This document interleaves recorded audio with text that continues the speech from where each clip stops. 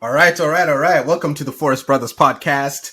Welcome. Let me even say it slower. Welcome to the Forest Brothers podcast. All right.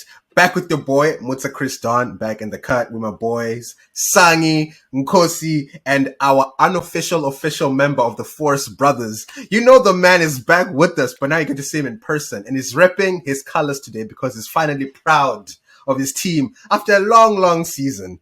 Mr. Kumbi, the king of the DMV. Sir, welcome. How's about you say hello to the folks out there? Then I'll head over to my brothers, Nkosi and Samson. Thank you for having me, guys. It's a pleasure to be an honorary brother. Been watching you guys grow for a long time, and I'm very proud of you guys and what you're doing. And I had to come back once Liverpool came right and Tottenham tanked, Arsenal tanked. Life is good, guys. I'm here to podcast, and I'm fully loaded. You know what I mean? The gears are grinding, ready to go, and just want to say shout out to everyone who's been following and listening to the Forest Brothers. And shout out to you guys for this amazing content that you guys are putting out. And looking forward to this podcast. Forest brothers and sisters and everyone out there.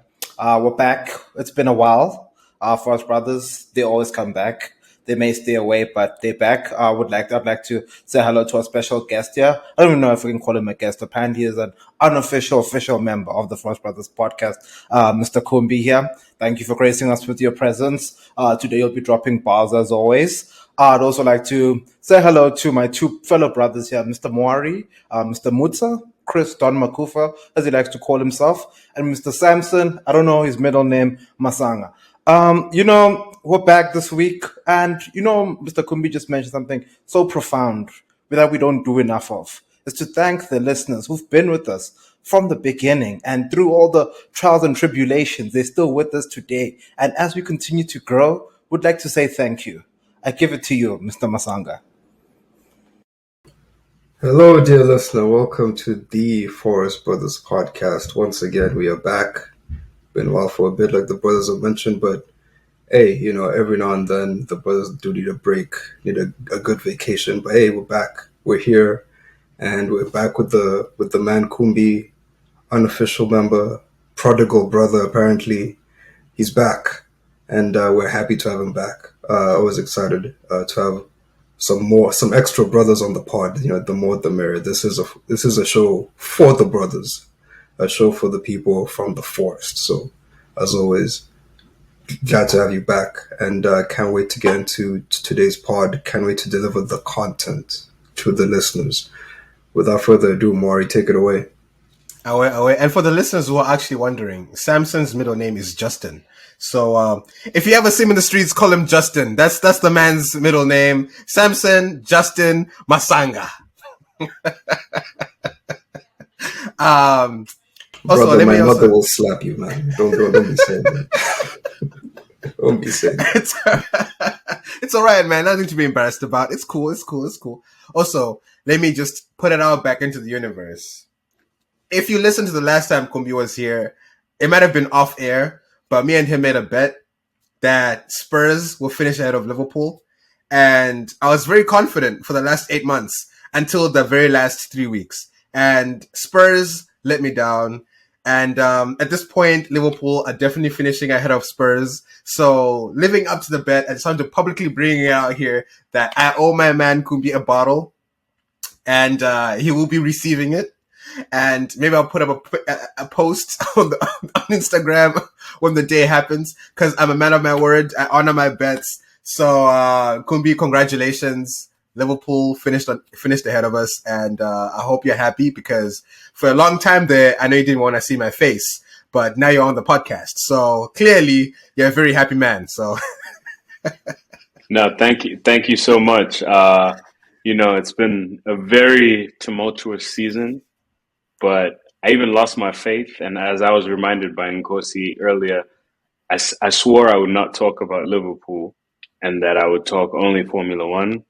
But unfortunately, Mercedes is not doing the job either. So I had to fall back to Liverpool. And then they finally delivered. And I'm very excited for my bottle of champagne. I've even have my uh, celebrating drink, celebratory drink. Even brought some Zambezi here. Shout out to Shout out. Tapiwa for the plug. We're ready. I don't have Tuskers. And what do we drink in Eswatini? Like, what's the beer? I should have brought that. Sbebe. Sbebe. Spebe. I, for the next one, I will have a case of that because Liverpool will be winning the Premier League and we'll drink some Spebe and Tuskers. Man never wants to see Smebe in his life then, because I don't see when that is happening. But anyways, let's get started, folks. Let's get it going here. So first of all, we need to, of course, we're already talking about bottles. So it only makes sense to transition to the biggest bottle of the season. You know, the biggest manufacturing bottle service in the Premier League. Taking it to London. Arsenal. What's going on, Samson? Talk to us. Anyway, you know what? You guys had us on the brink for a long time there. Like, you know, you were top of the league from December or November even. And then somewhere down the line, you're busy drawing at Southampton. And now City could actually win the league the next time they win a game. 8 points ahead. And y'all are going to finish the season with nothing.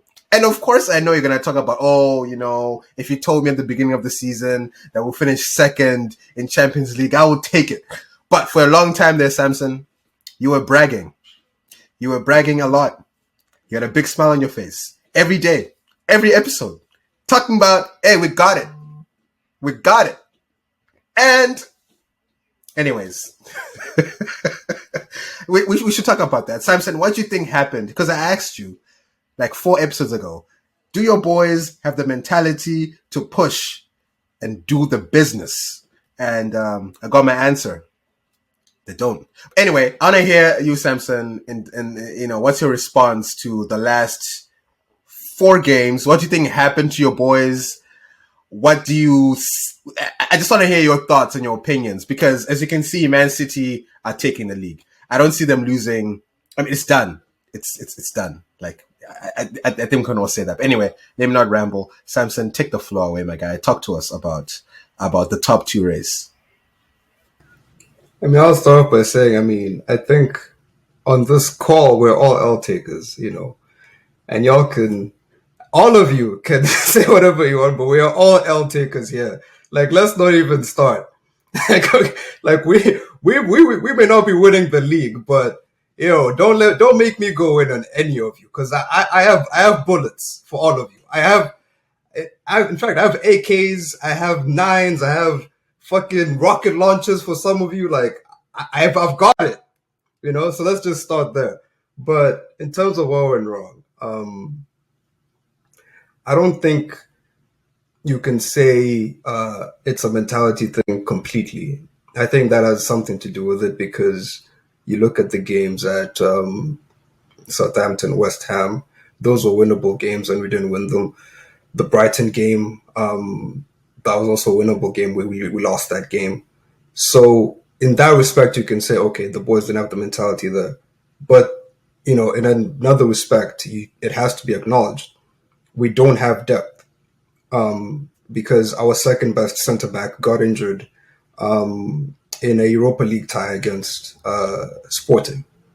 And if you look at our record before he got injured and after, it's very clear that we missed him, you know, in those pivotal games. So, yeah, you know, I think as an Arsenal fan, I look at it and I'm like, well, I feel like a more experienced team would have definitely found a way to win those games. And I've seen Arsenal fans debate this all over Twitter, like saying, oh my God, Rob Holding has been the death of us. Why didn't Arteta start Kivior earlier? Oh my goodness, we could have won the league. And it's like, I get it, like Rob Holding is not perfect, but like at the same time, Thomas Partey tried to flick the ball over Rice and lost the ball and we conceded a pen. You know, like Bukayo Saka missed a pen that could have taken us 3-1 in the West Ham game, and he missed it and we drew that game. The Liverpool game, I actually don't think that was a bad point. Drawing that game was fine, in my opinion. It's Anfield. The crowd got into it. They equalized. Like fair enough. But the West Ham game, we threw that away, and you can't really blame Rob Holding for that game. You also can't blame him against Southampton because Ramsdale gave a goal away. Thomas Partey lost the ball in midfield, gave a goal away, and when you concede two in the first half against the team that's 20th, I'm sorry, but you could play a 16-year-old. I don't care. Like that's not on one player. That's a team. That's the team's fault. And then you saw what happened against Brighton. So yeah, I think this team could use a bit more experience, and I think this season will help. In challenging in future. But more than anything, this team needs signings. You saw Man City. They didn't have Diaz for large parts of the season, but they also have John Stones and Akanji on the bench. What's the Cancelo? They gave Cancelo away to Bayern. It did not even affect them. They still have guys who can play. They lost. I think they lost De Bruyne a few weeks. They just put Alvarez in, and it was fine. Like, and I think they haven't even lost a game since. Is it Spurs in February? Yeah, bro. 15-game streak. 15-game streak. Have dealt with a few injuries, have dealt with a few suspensions, and it's like nothing, because they have depth, they have experience, and they're just better.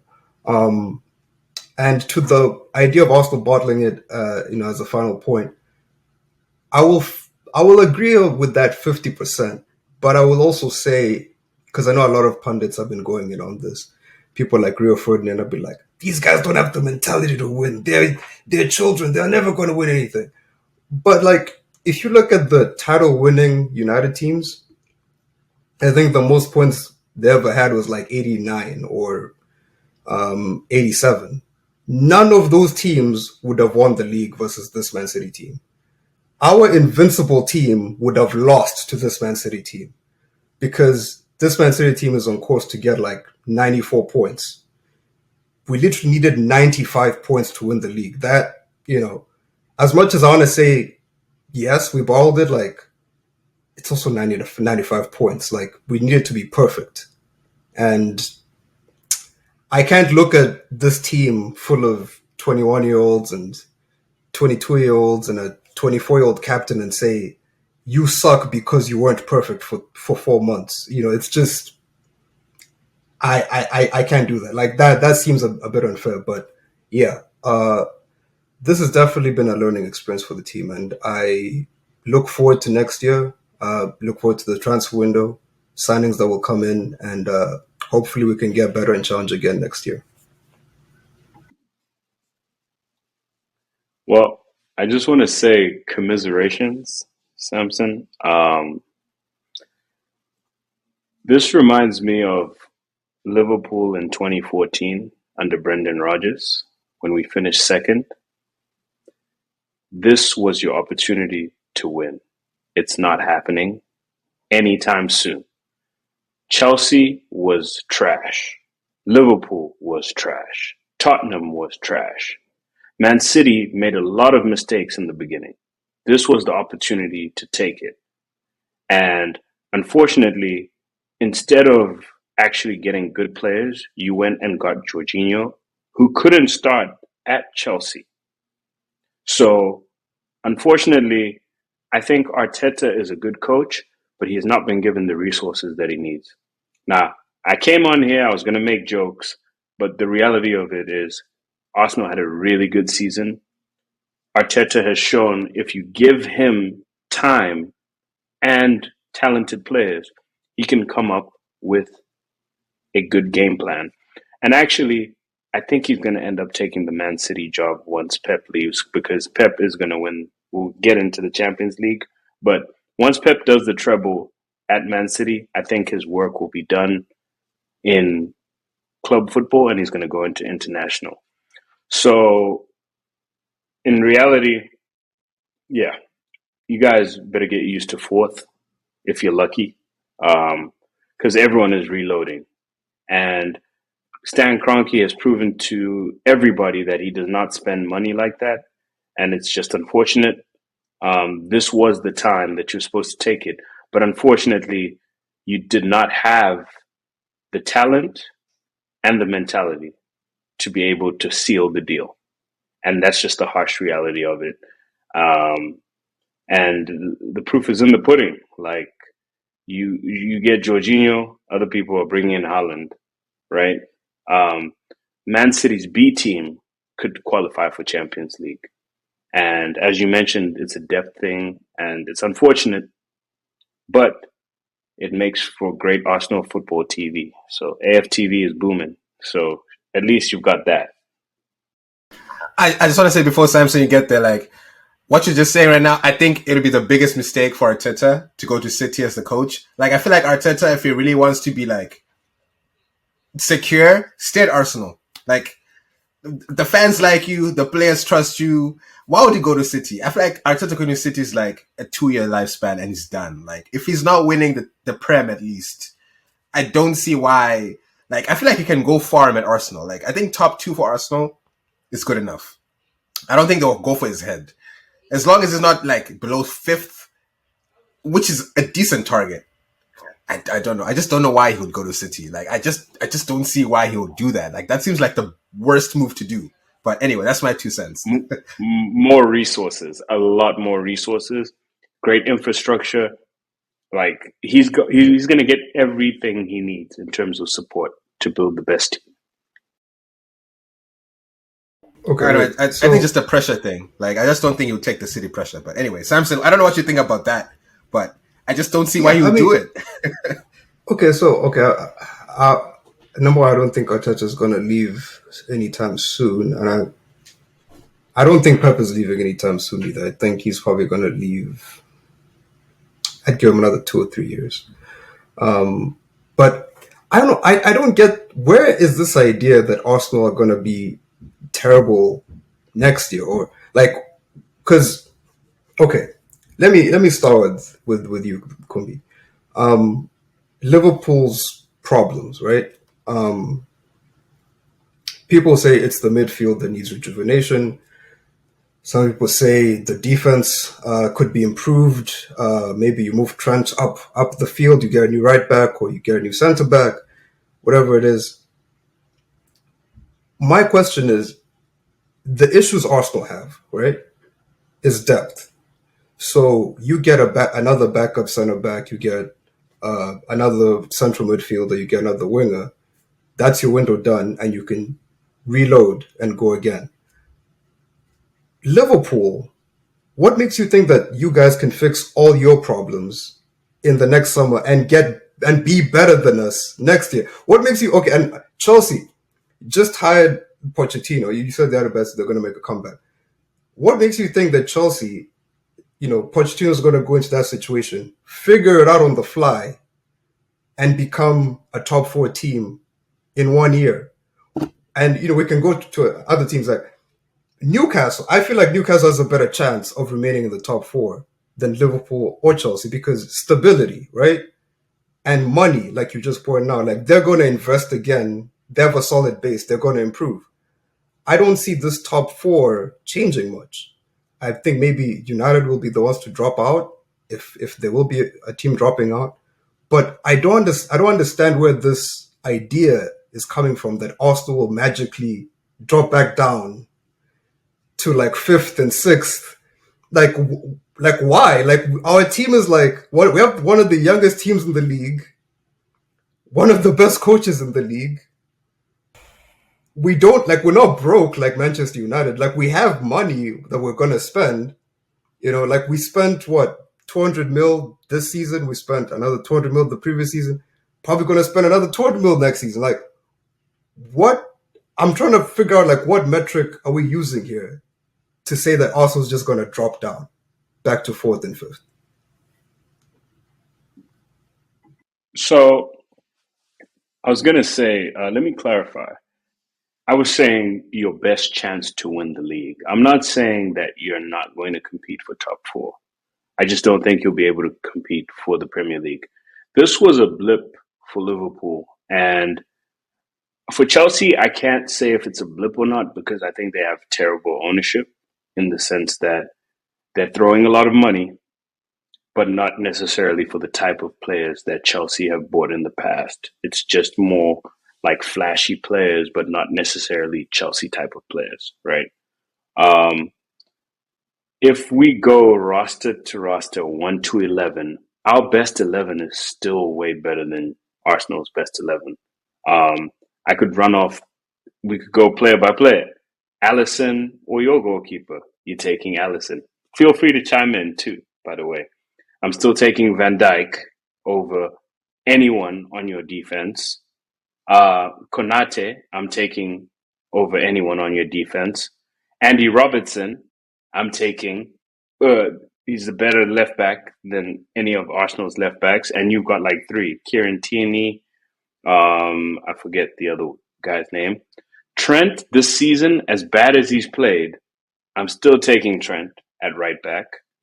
In the midfield, okay.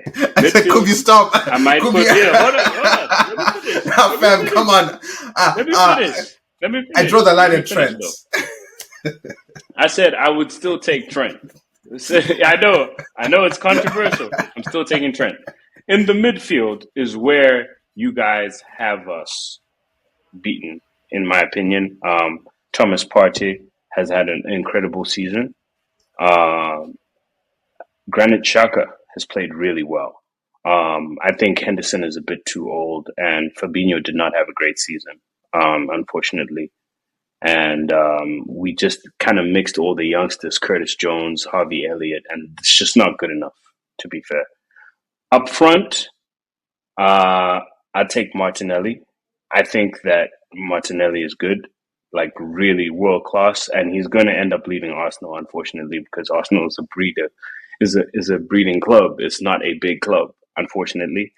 And you take Mo Salah, of course, and Diego Jota and Cody Gakpo. I don't think you have a strike. I'm taking Diego Jota over Gabriel, unfortunately. And the problem is you guys get Man City's rejects, if we're going to be honest. Zinchenko and Gabriel couldn't make the cut. And I'm not even trying to be facetious. This is just facts. And I'll just leave it at that. Hey, wasn't Jota a Wolves reject? Or did they just buy him? Maybe correct me if I'm wrong. No, he wasn't a reject. We bought him for £45 million. That was a lot of money. And look where Wolves is at, and look where Liverpool is at, respectfully. I'm starting to think they're only rejects when we signed them. Because Odegaard was a real reject, apparently, you know. Like, no. But Odegaard. That's your reject. Sorry, you know? I'm sorry about that. I did give you the mid though. I forgot Odegaard. I said everyone in mid. I'm taking Arsenal's midfield over Liverpool's. So that includes Partey, Odegaard, and Granit Xhaka have had better seasons, and I would take them in mid over anyone right now. Because Fabinho is almost like past his prime, but he's had a better career than any one of those three, though. That's a fact.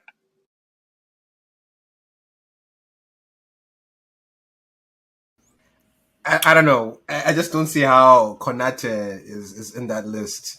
Like that was the most shocking. Like I'll take Saliba over Konate or Van Dijk. Like literally, I would take. Yeah, and I'm not even an Arsenal fan. Like I even hate Arsenal. But Konate, you would take. Come on, fam. You take Saliba over Van Dijk. I would. Van Dijk is a farmer, and you've seen it. Van Dijk got sat down by Mitoma this season. Sat down by who else sat him down, man? Like some embarrassing shit. Van Dijk is not who you think he is. Perisic is 38 and he's such a man down, fam. Like, come on. But that's my own personal opinion. I just think Van Dijk is overrated. Actually, let me send it to Mangoro. Mangoro, give us your opinion on what this discussion's about. Like maybe you have some insights. I've just been sitting here, just taking it all in, and just and just and just embracing different opinions. Just taking it all in, listener. And for me, I think when I look at Arsenal and I think of Arsenal, I think of one thing that they were supposed to do this season when they were sitting on top was to be humble. You were supposed to humble yourself so that this moment doesn't look as bad as it's looking currently. Because you heard Arsenal Fan TV. We're taking it, blood. We're taking it. It's ours. It's ours. I literally started watching Arsenal TV the day they drew against Liverpool. And I heard Robbie on Sky Sports, that Saturday social, say that they're still going to take it. They're still going to take it. Doesn't care about Man City. And after that, they just kept on going on and on. After the 3-3 against Southampton, the West Ham, they kept on saying they're still in the thing. Rory Jennings said the same thing. Arsenal are winning the league.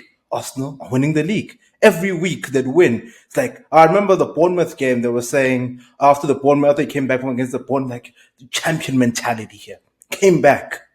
And I was like, no, this is not how you do it. And for me, like, I'm not gonna hate on Arsenal.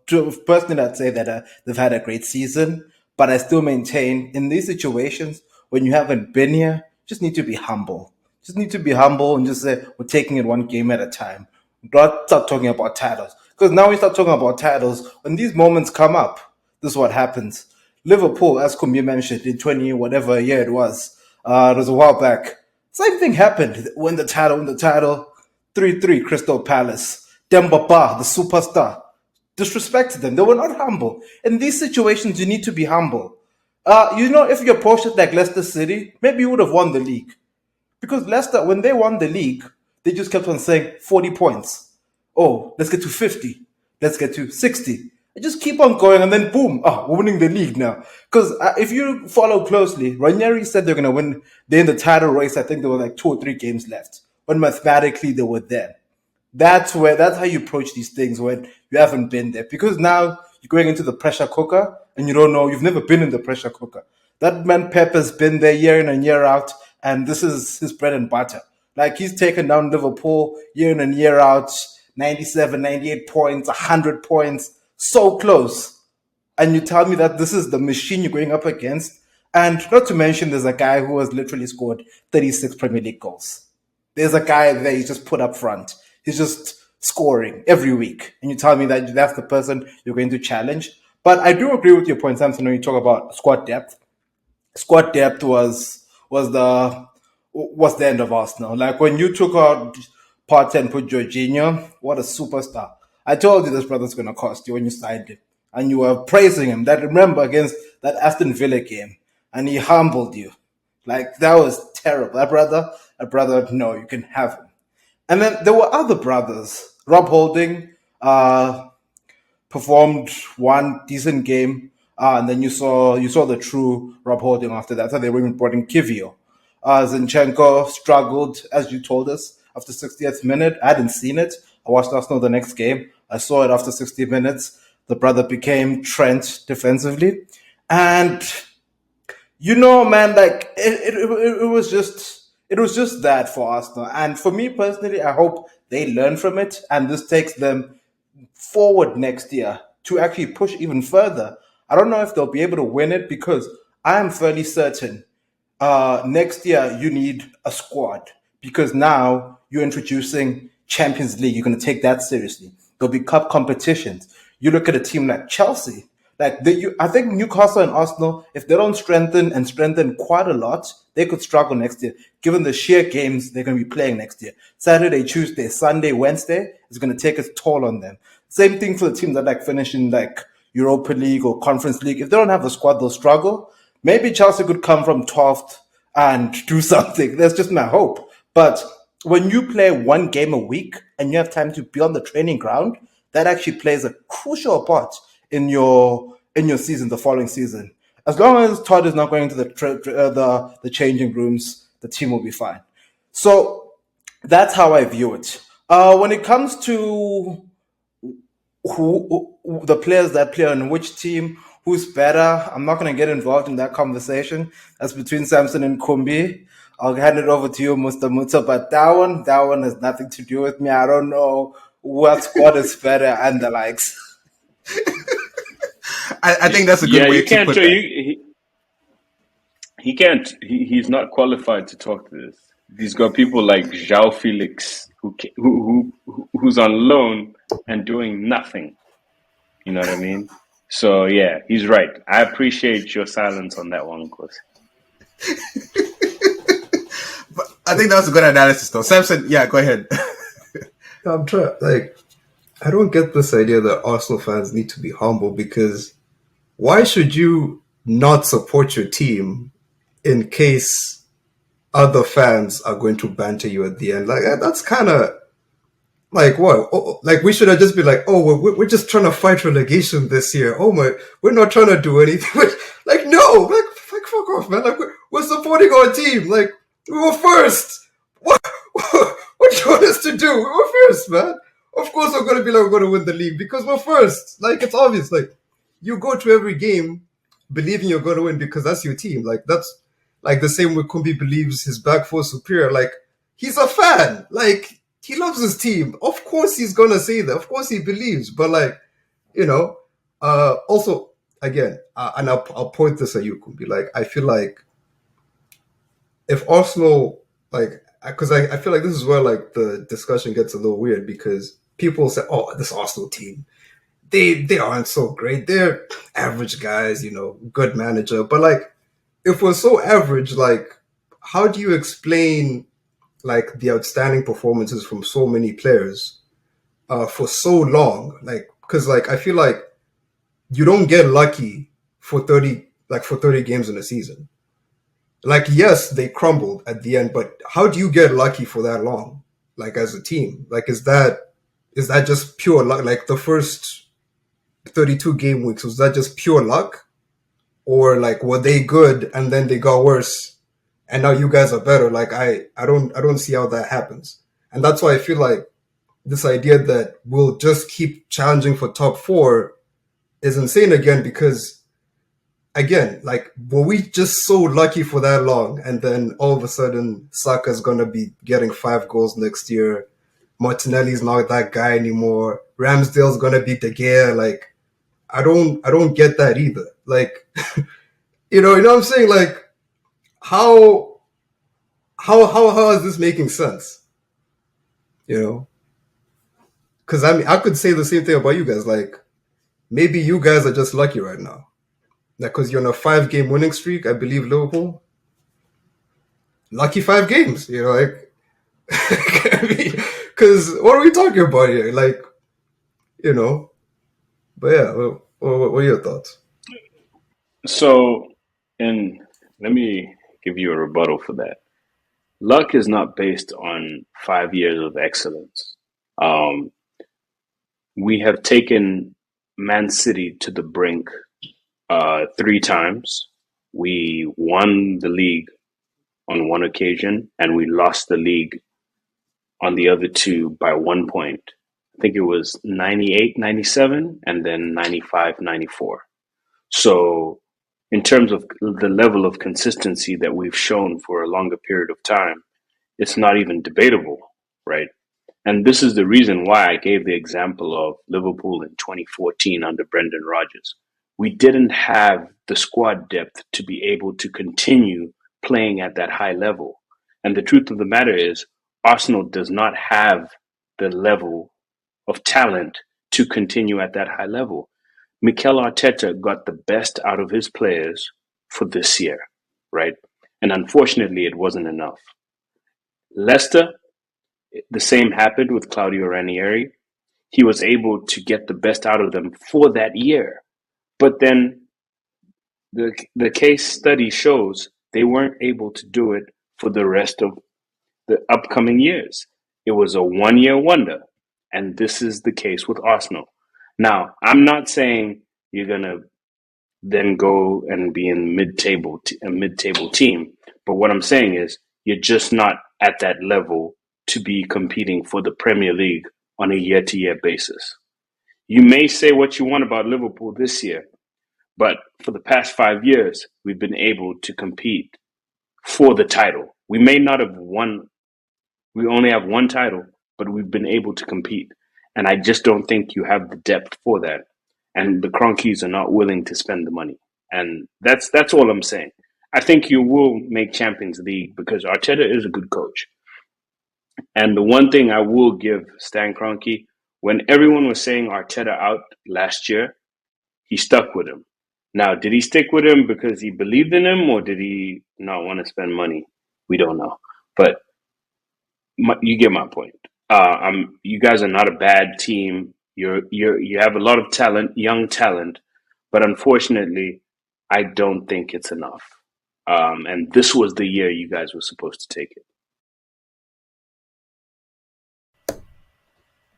Yeah, I mean, just to reply that, I was gonna say, like, if you look at the Arsenal squad, it's changed a lot in the time Arteta's been there. For example, our starting mid center backs his first year, I think even for that FA Cup final, was David Luiz, Callum Chambers, and Rob Holding. We're playing a back five. We had Bellerin right back and Kolasinac left back. Year on year, Arteta has been able to spend and replace players as he felt is needed. So the following year, I think Ben White comes, Eleno goes, Ramsdale comes in, Tomiyasu comes in. At some point, I think Partey had come in the season before. Who else came in? I forget who else came in, but year on year, there's been changes. This year, Gabi Jesus, Zinchenko, Saliba came back from loan. We might be having another striker coming back from loan, Flo Balogun, who just declared for the U.S. national team. The point is, there has been changes to this team year on year on year. Like, players have been recruited year on year. And these players have been recruited without Champions League football. Right? We haven't been in the Champions League since 2017. We have Champions League football. We're gonna probably finish second. Like you're saying, the Cronkies don't spend. I can pull up the numbers.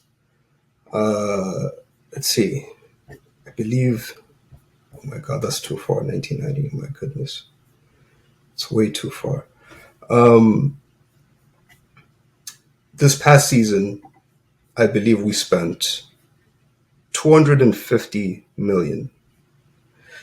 Actually, no, 192 million this past summer. Last year, we spent 167 million. In 2020, that was actually the least we spent, 86 million. I see a progression. I see more and more and more transfer spend year on year, and I see improved team performances year on year. So, I don't know, man. Like, I feel like Arteta's performing, the board are backing him, players are coming.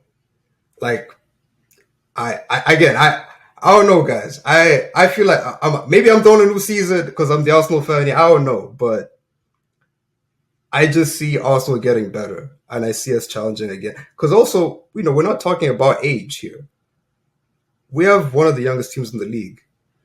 Man City's best player is 31, going on 32.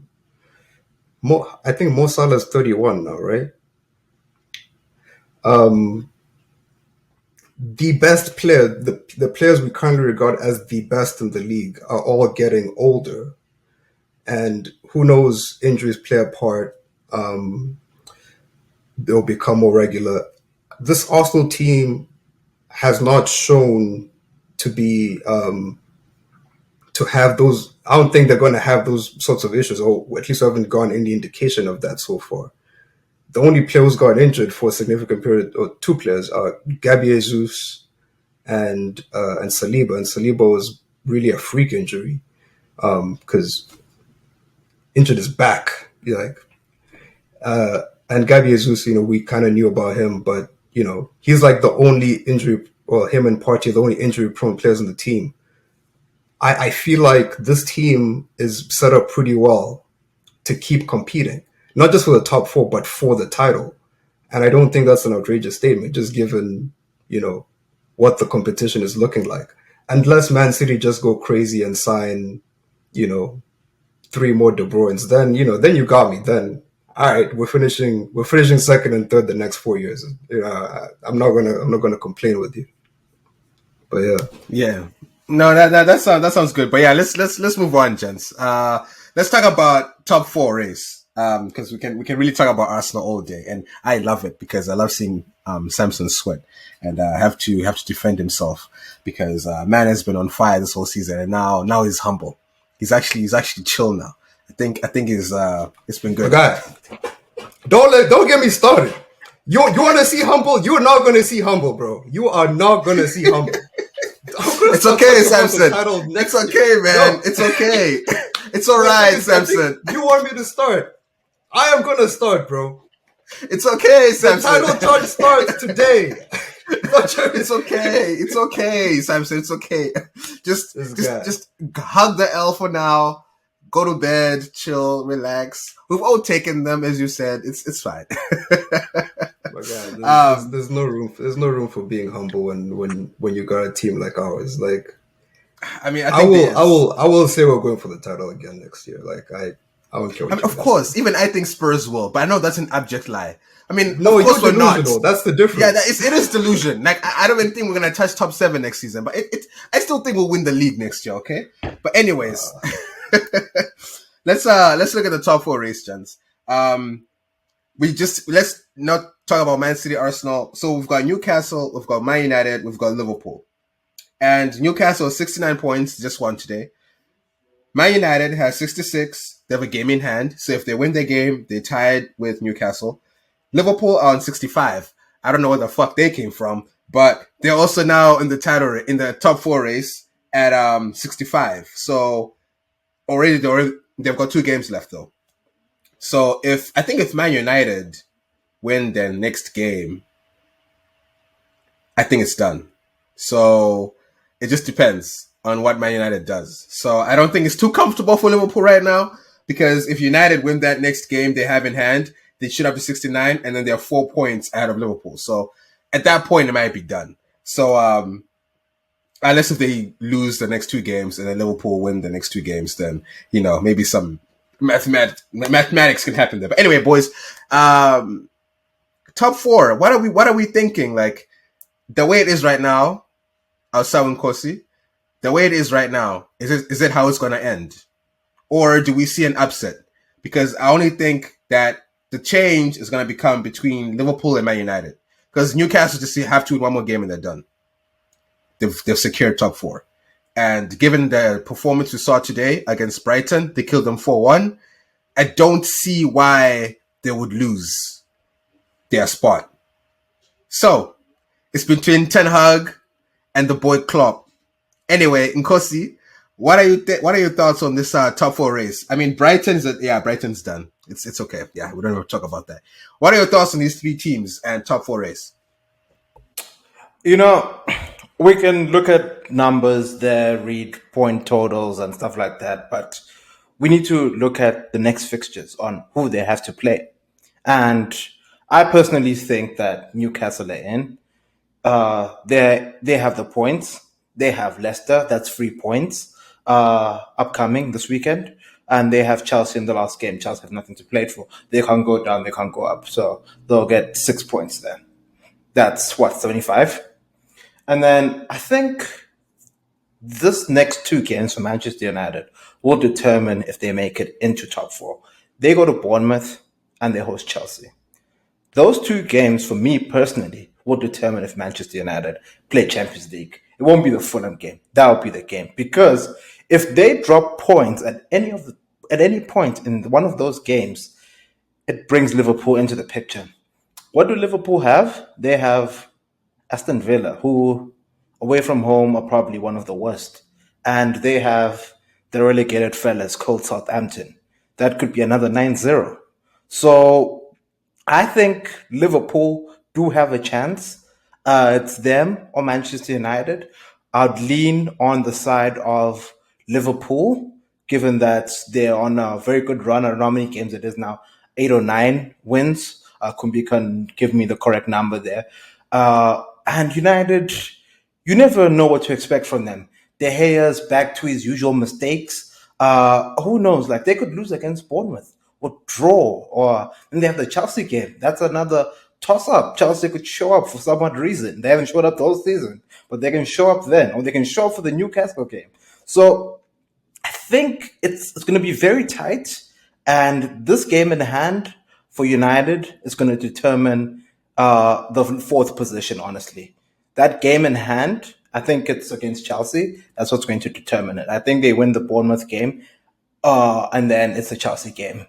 If they at any point drop points there, it could get very dicey on the last day.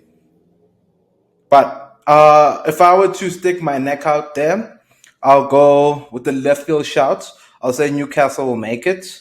I've said United will be in it the whole season. I did say they'll also drop out and be sucked into this. But personally, I think, I don't know, there's just a feeling that I have that Liverpool will be in the Champions League and United will finish fifth. And maybe it's just United are suited to the Europa League. We've seen them in the Europa League and they look quite comfortable there. And Liverpool, maybe they go there and they make up the numbers and play Royale again and we see what happened this season. So that's just my opinion. I'll be very brief on this one. Newcastle is making it, so they'll finish third, and then Liverpool is going to finish fourth because Manchester United is going to bottle it. They have De Gea at goalkeeper, and as long as they have De Gea, I'm fine. Until they make that change, Liverpool will finish in the Champions League. I don't know. Yeah, I was just gonna say, like, y'all are saying Liverpool, but I think y'all, this is delusion. Let me tell y'all the reality. Liverpool are playing Europa next season, and that is the reality. There's no two ways about it. You saw the last game when Liverpool were playing against who y'all played. There was a pass that I saw from the midfield. Trent, the fact that he's playing in midfield right now and that right back position is free. Any coach can look at that and be like, okay, this is how we're going to do it. Expose that right side. Attack that right side. Nothing's going to come out. Van Dijk has to protect Trent. And Van Dijk will be sitting on his ass half the game. So it's like, hey, listen, just attack that side and you'll be fine. You'll be okay. Just make sure you keep Salah quiet, attack, and you're good. You're straight. You know? But I just think that like Man United will probably beat Bournemouth. I see a draw at Chelsea, and they'll probably beat Fulham, and that's it. And Liverpool, of course, I think Liverpool. I don't even think Liverpool will probably lose against Aston Villa. Y'all are looking at Aston Villa like they're a bunch of boys. Aston Villa are legit this season. Like, isn't good evening? He's in line to be the coach of the season because you saw where he took Aston Villa and where they're at now, and we see how they've played the last 3 games. They're actually pretty solid. They're actually fairly solid. So that's the reality, boys. I'm sorry to say it, but maybe I need to buy a second bottle, or maybe Kumbi will probably give me the bottle back. If I was like, should I make another bet? But let me relax. Let me relax. Next time you'll be telling me to buy him an 1800 tequila bottle or something, and I'm like, hey, listen, fam, I was just joking. But anyway, yeah, I don't see Liverpool making top 4, and I think the momentum has been nice. It's been a good 5 games, but I just don't see it personally. Just because United has that game in hand, and I don't think Ten Hag is so bad that he's gonna drop. It's just gonna bottle it. That'll be so embarrassing. Like, yeah, I just don't think he'll do it. I don't think he'll do it. But anyway, Samson, go ahead, and I'm sure Kumpi has a response to the nonsense I probably just spewed right now. So anyway. Yeah, I mean, I think it goes down to the last day because I think this United team, they play Bournemouth away, and I think is Fulham away as well. Um, Fulham's at home. Fulham's at home. Okay, Yeah. but they've been like you. I know Mangor said Aston Villa have been horrible away, but my guy, United away is you don't know what you're going to get. You really have no clue what you're going to get with Manchester United away from home. They are horrific. De Gea can throw the game away at any moment. I don't. I know Varane is back, so there's no chance of Maguire playing, which is a that's like Maguire is so bad. They had to teach Luke Shaw to play center back. That is how terrible that man is. That like him and De Gea. If it was him and De Gea for the rest of the season, I'd tell you right now, Liverpool, you've got it. Don't worry about a thing. But because Varane is back, it's going to be Varane and Shaw. All they have to do is not lose. And I think if they get 2 draws and a win, they're good. Liverpool have to be perfect. Yeah. So, and I think Liverpool can win both games, but I'm not sure whether like United are going to falter that easily. And I think the Bournemouth game is probably going to be a key one because if they lose that one, then the pressure's on them, and then those last 2 games they can crumble. Because recently when Varane came back, they've looked pretty decent going forward, created chances, scored some goals. The only issue is Anthony, man. I keep saying, man, Anthony, man. I watched that last game they played, man. That guy, he could have had like 5 assists and 2 goals, but he just decision making is just so disgusting. I don't know why this guy starts. I don't know why he starts games. I don't know why why he plays 90 minutes. But he's horrible. And yeah, I think it's United's hands. They're going to have to shoot themselves in the foot, but that's the thing. They're very capable of doing that. And it's very unclear at this point whether they're legit or not. So I'd say, yeah, we're going to wait for that final game week and we'll see what happens. Yeah, before jumping to Kumbi, like, as you were saying about Anthony's decision making, I saw some guy on TikTok, like, Anthony had like 7 whole minutes, we could have just passed the ball to Sancho. And he just didn't want to.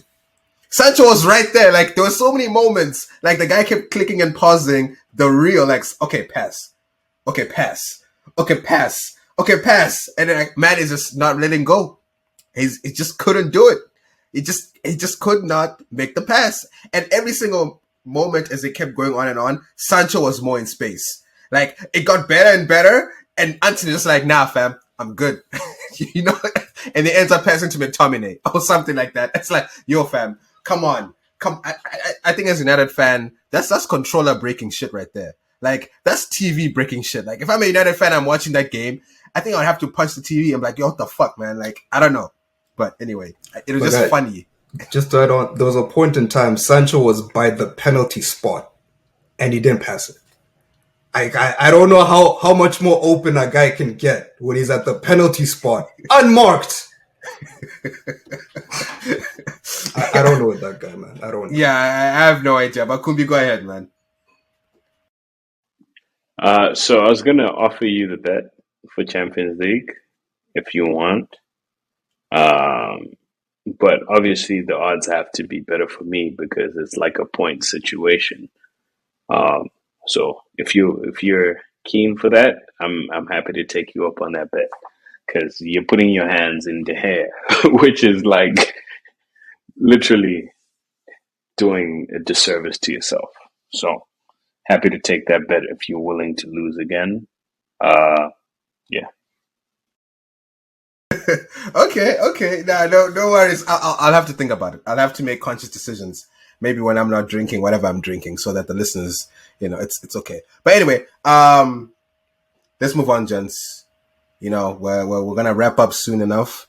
So, Champions League, we saw Man City discombobulate Real Madrid yesterday, 4-0 at home, 5-1 aggregate. What an embarrassing turnout for Madrid. This is why, as Nkosi was saying, in football, it's important to be humble. Because Real Madrid were the opposite of humble leading up to their Man City game.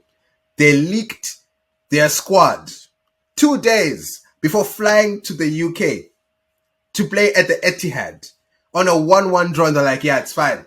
This is a squad. What you gonna do about it? And they thought they were being cute. They're like, yeah, it's mind games. We're gonna fuck with Pep's head. Pep tends to think a lot. Ancelotti's doing the raised eyebrows like, my guy, what you gonna do? What's up? Come on. Like, what's the point? Like, Pep is an actual genius. And you're going to the Etihad. And like, their squad is strong now. Like, they got Haaland. They're not just gonna sit back and, like, let y'all... Right? And I can even see it from the first 2 minutes. Like, Madrid was just chilling. They're just like, yeah, we'll take the pressure. We'll counter. Vinicius is gonna do the business. Benzema in the last 89 or 90th minute is gonna do something. It's gonna go to penalties, and we win on penalties and move ahead. Vibes. Like, I could see it, but it was too calm, and they got shown like, hey, listen, humble yourself, and they were humbled, very much so.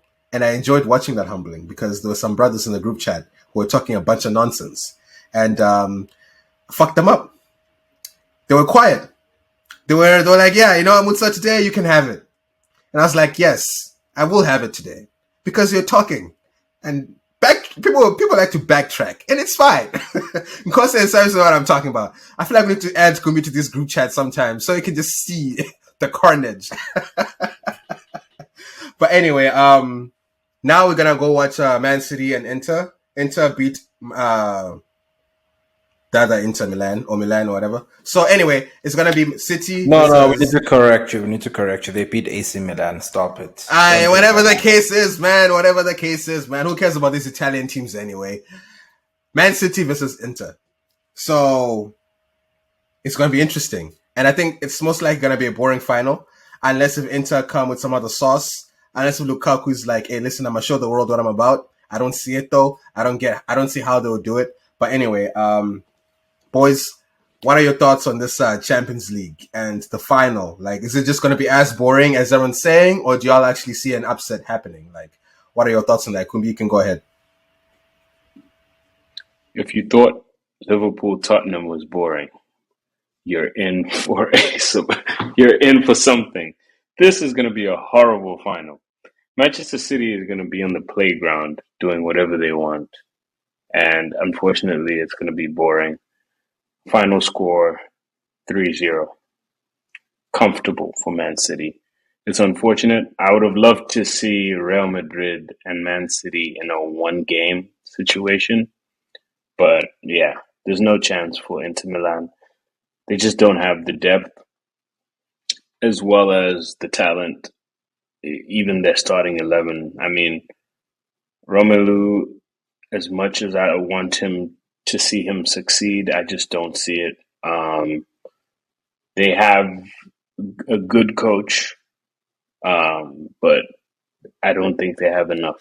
So unfortunately, Man City finally gets their Champions League, which I'm really disappointed because, like, that's the one thing as a Liverpool fan we had over City. So yeah.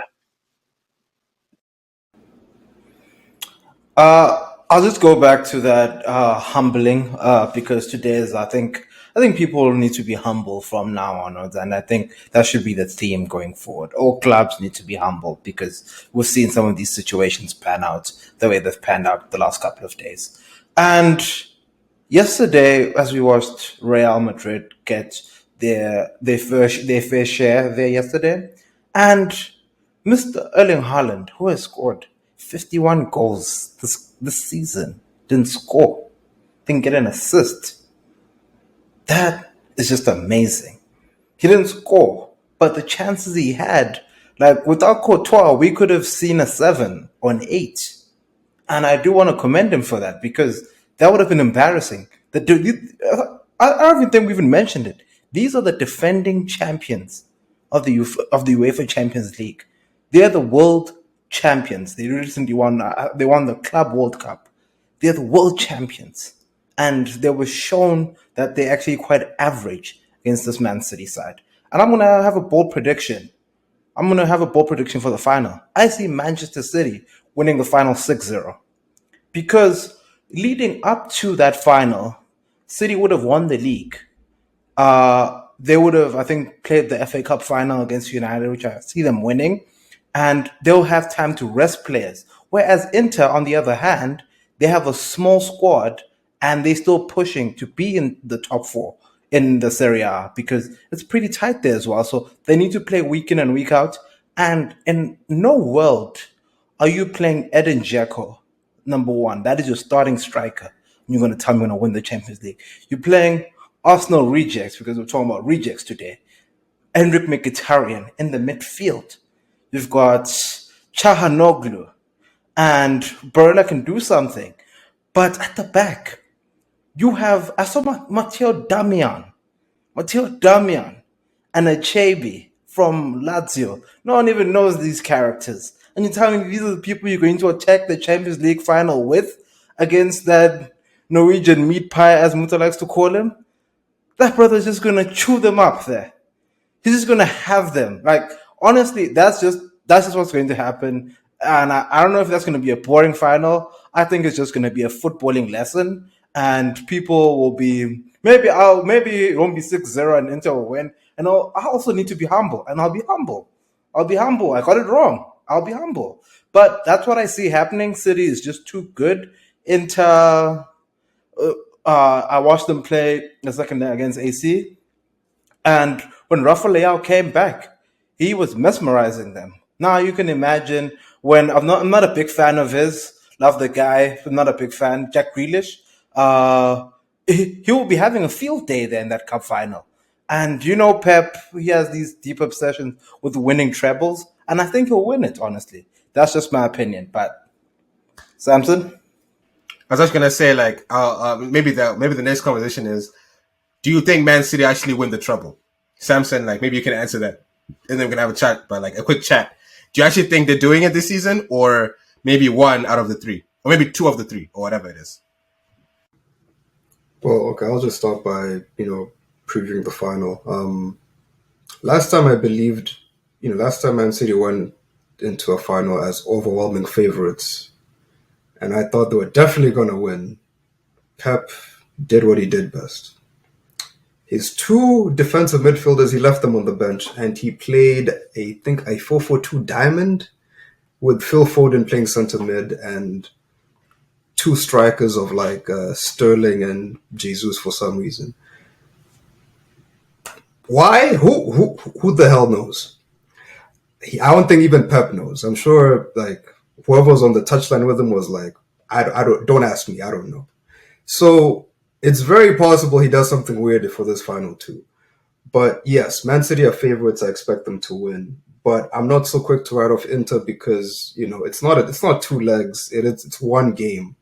And we've seen in the past, Chelsea's a prime example of this because yes, Man City were favorites in 2021, and you can boil that down to Pep doing his things, and so they lost. But in 2012, Chelsea were also the underdogs, and they won that game because they played, what I can only term terrorist football, just anti-football for the whole, was it 120 minutes? Just horrific football, just the worst. like Drogba was the on-pitch terrorist that day. I think people in Germany wanted to find him after the game because my God. And if Inter, who's to say Inter don't do the same? Because it is just one game. All you have to do is shut them out and take it to pens, and then now it's the lottery, or play for a set piece, which they did against Napoli. So I'm not too ready to just write them off completely, but I do think, City should win because you have, like, your team is so much better than this team. Like, I think Inter like fifth in Serie A. If you drop Man City in Serie A right now, I think they're like 12 points ahead of the champions. So yeah, they should be winning this game. As for the treble, they should win the treble because they've all but secured the league at this point. They're favorites in the Champions League final. They should be favorites again against Manchester United as well because Manchester United do not have their best centre-back for the season. They currently don't have their best player, period, He's injured. Marcus Rashford is injured. I'm not sure when he's coming back. He should be back for the final, but who knows? And they're playing Anthony and De Gea. You should win that game. Like, even if, like, I don't care who, like, if Brighton was in Man City's position, Brighton should win that game. Like, it's actually very disappointing that they didn't win the game against Manchester that they played, because they should have. Like, this Manchester United team is very beatable. And in a final, I don't think even the United fans are going to be, that enthusiastic about it, because they're going to be hoping it's not 6 or 7. Because it has been 6 or 7 before. And by the way, it has been 6 and 7 with the best players playing. So who's to say it's not going to be 8, So yeah, Man City should win the treble, but you never know. A final, anything can happen. One game, anything can happen. So we'll just have to wait and see. Yo, man, if City beat United 8-0 in the final, I'm 100% certain, and calling right, there'll be a riot in Manchester. Like, those fans will find the Glazers, and it'll be some Game of Thrones type shit, where, like, they're gonna be like, walk through a crowd saying shame to the Glazers. Like, they're gonna strip them naked and walk them through the whole thing. It's gonna be disgusting. Like, I'm calling right now. If City do that to Man United in the FA final, like, fuck, man, like, it's gonna be scenes. There will be fire, literal fire, like dumpster shit, like niggas throwing chairs in the crowd type shit. Boondocks vibes, I'm telling you. Pandemonium. Did you not see what we did to them during the Premier League and how I did. Was that not, I mean, it's very feasible with Manchester United. This is not something that's like, if this happens, they'll riot. It's expected. They're probably going to lose like 5 or 4-0. Like, what's another 3 goals? Like, you gotta be. I'm not worried.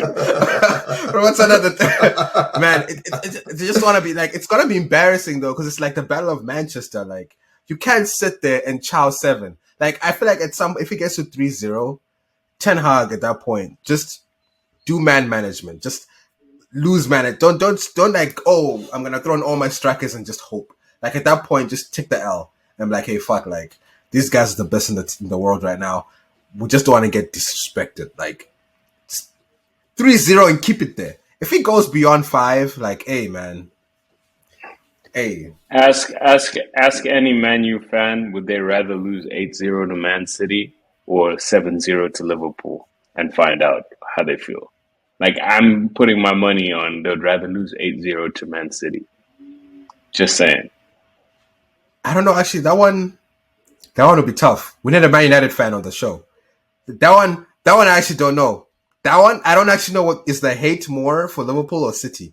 I think the rivalry between Liverpool is longer, but they've also disrespected City for so long because like City is like the little brother. Imagine if your little brother beat your ass up. Like, that shit is embarrassing. Like, I'd rather lose to my worst enemy than lose a fight to my little brother. Like, that's my opinion on that on the matter. Like, like if my rival is the same size as me, like, and we've been going at it for years, fine. But to lose to my baby brother, like, fuck, man, like, ish. That'll hurt. That'll hurt. Just a little bit. Because we have a Liverpool fan back on the pod, I gotta appeal to you, Kumbi. Maybe you know some Reds in high positions, man. Please, can you get the word out? Like, y'all need to get a trophy made for that 7-0. It has to happen. You need a parade. Like, 7-Up needs to sponsor that. Because, like, I feel like United fans have been trying to forget that they lost 7-0. Because the other week, when we lost 4-1 to Manchester City, a bad result. Terrible result. I saw United fans saying, yo, this is actually worse than us losing 7-0. And I was like, what? Are you mad? You lost 7-0. 7. With your first team. Like, it wasn't like kids or like first team 7-0. Like, United fans need to remember, like, that was embarrassing. That was the worst result any single team this whole year has gotten. Because that is mano a mano, a team that you thought you were going to beat that day, by the way, because they were flying. They were third in great form. I remember pre-match, Gary Neville and Roy Keane were laughing at Graham Souness because Graham Souness was like, I think we're going to win today. And they were there chuckling, we're going to. They lost 7-0 and they're not accepting it. And I feel like we can't let them gaslight us like this. Like, it was a horrible result and we got to make sure they know that moving forward for all time. Agreed. Every moment I get with my Man U friends, I remind them of like how abysmal, because we were actually the underdogs for that game. Like, nobody picked us, and you're right. Graham Souness was the only one. It just showed you the level that Manchester United is on. With all that money, they just can't get it right. Um, and people will say Glazers out, but I don't know. They spend a lot of money. Like, as much as people think they don't, they actually spend a lot of money. I would say it's just more of from a leadership standpoint, maybe that sports director is just not what it should, like, he's not performing at the level that he should be. I think Ten Hag is a good coach. I don't necessarily think he is a Manchester United coach. Um, and his suits are too big. Like, we gotta get you a tailor, my guy. This is why some of these things matter. You know what I mean? Like, all these little things, like, people don't realize, but they do matter. And yeah, I that was probably one of the highlights of my year, to be honest with you. Seeing that 7-0, especially, we were, as a Liverpool fan, I was in a very dark place, and I can admit that. Um, but yeah, that was quite a special moment, and we definitely need a cup for that. 7 Up, if you want to sponsor Forest Brothers, please do that, and like, maybe we can get a cup as well too. That would be great. You know what? Like, you just brought up a good point. I would never take a man seriously whose suit is too big. Like, if you're walking in there looking like a pastor from Uganda, like, fam, I'm not gonna pay attention to you. Like, it's not happening. Like, it's just, like, as a man, your suit should fit. Your suit should fit, especially if you're that high. Like, we know you have tailors. Why is your suit that He's huge? a he's a millionaire, and your suit is too big for you, fam. What are you doing? What are you doing? It's absolutely, like, it's a crime. It's a Yeah, crime. exactly. There's no reason for that. But on that note, ladies and gentlemen, we will shut the pod down. But before we do that, Nkosi, yeah, go ahead.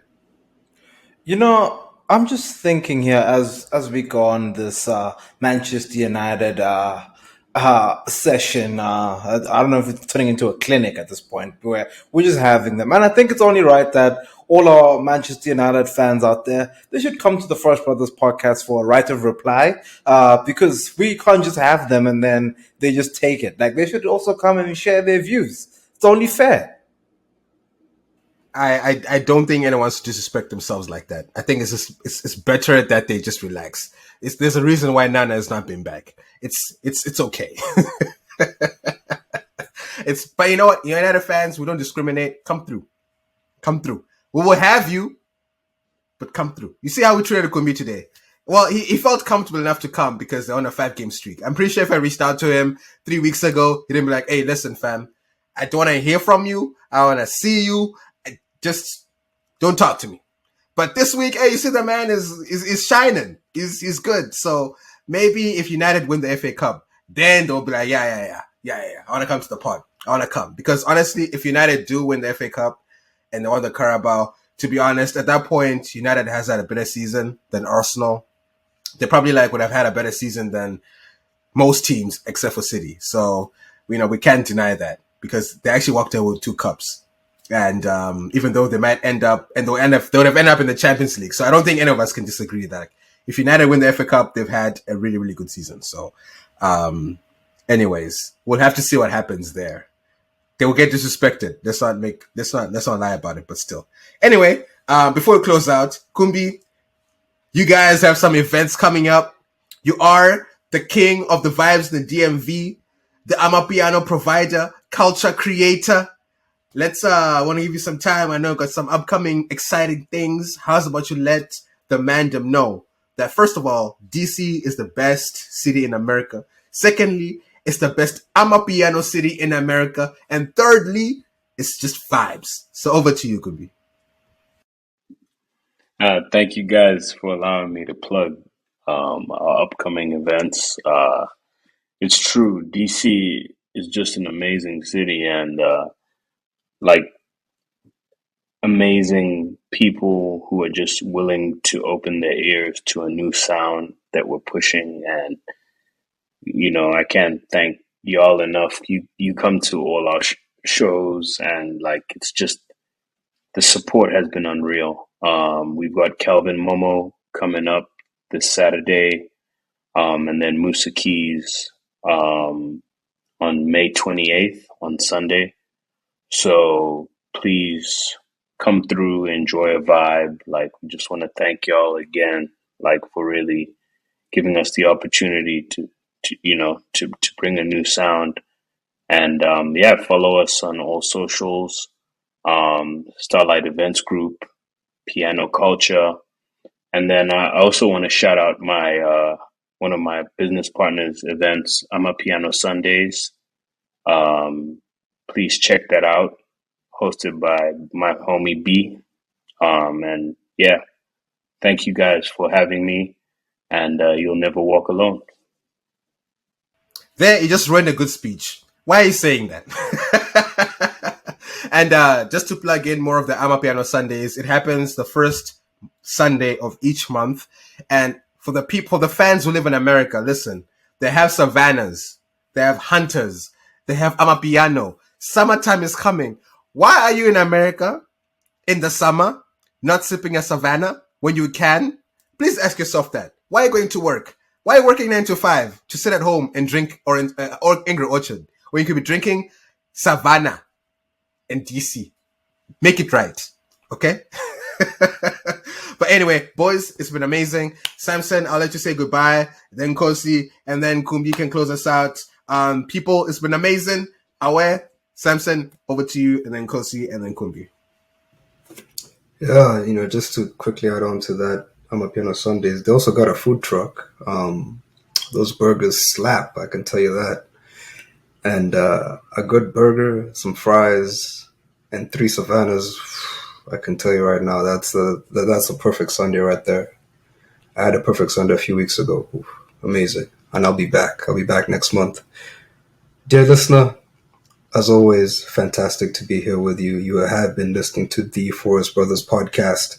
I've been here with my 2 brothers, Nkosi Mutsa, and our 3rd brother, Kumbi. Great having you back on the pod. Great seeing you with a smile on your face and a Liverpool shirt on. Long may it continue, brother. Long may it continue.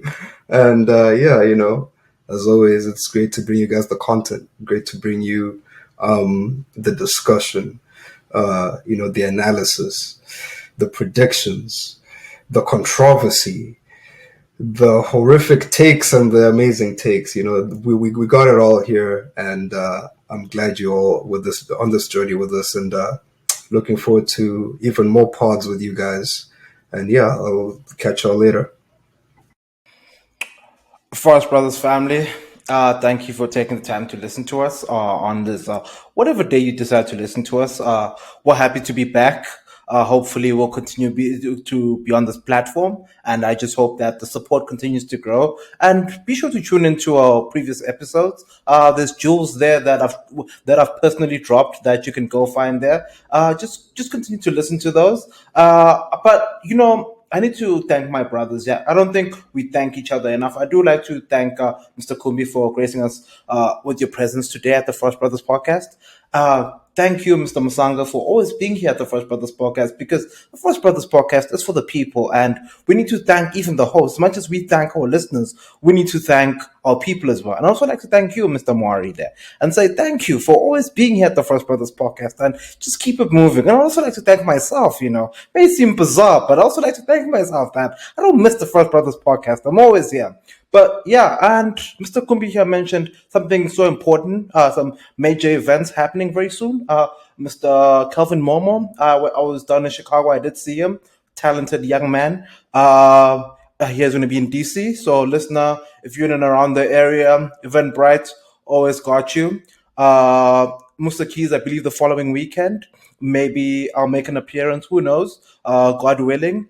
The following week, Piano Sundays. That's another great event. Be sure to show up there. Like maybe I make an appearance for all three or all two or just two of them. But who knows, listener? So be sure to tune in. Now that on YouTube we need to say these things.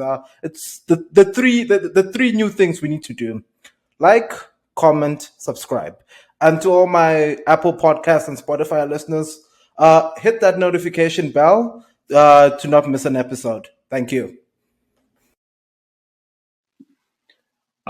Man, I don't know how to close after man. Kosi is down pat with this. But yeah, you know, honestly, it's always a pleasure chopping it up with you guys, and like I always am grateful for the opportunity to be on the podcast. Um, Hopefully, the next one will be in will be us discussing how Man City lost to Inter Milan, even though that's not happening. But we can dream. But again, just want to say appreciate y'all and keep pushing the culture and the podcast. Amazing episodes with Kwame. That was dope. Y'all need to check that out. And if you're in DC, pull up to Calvin Momo May 20th. Musa Keys May 28th, and then I'm a Piano Sundays. That's every first Sunday of the month. That's my homie B. She's really pushing it, and it's a dope vibe. You definitely want to show up, and we just want to thank y'all for your time. Appreciate it. Amazing. You know the vibes. And if you love Amapiano, we've got a playlist as well that we curate. Yano's Corner. Best Amapiano playlist in the game. So That's my bad. I should have plugged the playlist. It's been curated by the GOAT himself, Mutsa. Like this guy, when it comes to knowing his Amapiano, I got to give him his flowers. He may support Tottenham. It doesn't matter. When it comes to the Llanos, he gets it. We'll take him as a Liverpool fan when he gets tired of Tottenham. But when it comes to Llanos, all the flowers. And actually, we got to get Samson and Kosi on the playlist too to curate some of the songs, because I know your Amapiano bags are different. So for sure, Llanos Corner is on Spotify and Apple playlist as well. So please check it out. Yeah. Check it out before all the hypes, for all those pre-games. Yano's Corner got you, fam. And with that, listener, peace out. Check you next time. Watch out for the next episode. Comment, like, subscribe, do all the business. With that, listener, peace out.